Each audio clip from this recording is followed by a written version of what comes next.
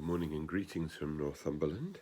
It's Saturday, it's the 14th of November, and it's a rather dark and grey dawn here up on the coast.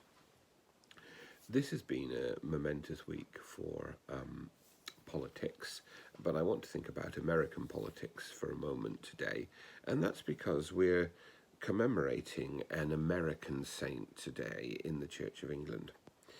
Samuel Seabury was born in 1729 and lived until 1796. And historians among us will realise that that lifetime spanned the War of Independence, the Declaration of Independence, and America becoming an independent nation. And that's significant in his story.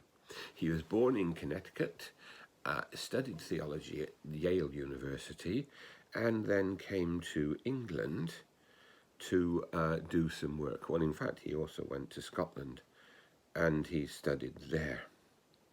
He was ordained a bishop in England by the Bishop of Lincoln to go back to America as a member of the Society for the Propagation of the Gospel.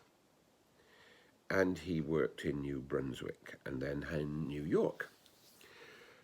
Seabury was not convinced by American independence and didn't support it and was in fact for a time imprisoned. But after independence had been established, he recognised the legality of American independence, and he was eventually elected to be a bishop in the newly independent American Episcopal Church. However, he had to go back to England or to the British Isles to be consecrated. And at that time, part of the consecration of a bishop was an oath of allegiance to the king. And of course, Seabury couldn't take this oath because he was not a British citizen. So he went to Scotland, where the Bishop of Aberdeen and two other bishops consecrated him as a bishop, and he went back then to the United States and served as a bishop. This explains something of the links between the Scottish Episcopal Church and the United States Episcopal Church. They have liturgical similarities and they have this heritage. What Seabury is an example of is the way in which Anglicanism changed from being the Church of England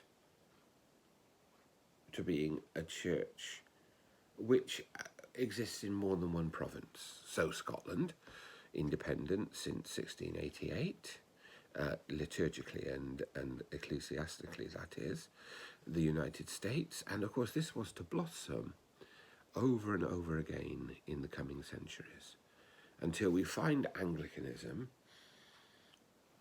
as independent yet federated churches throughout the world.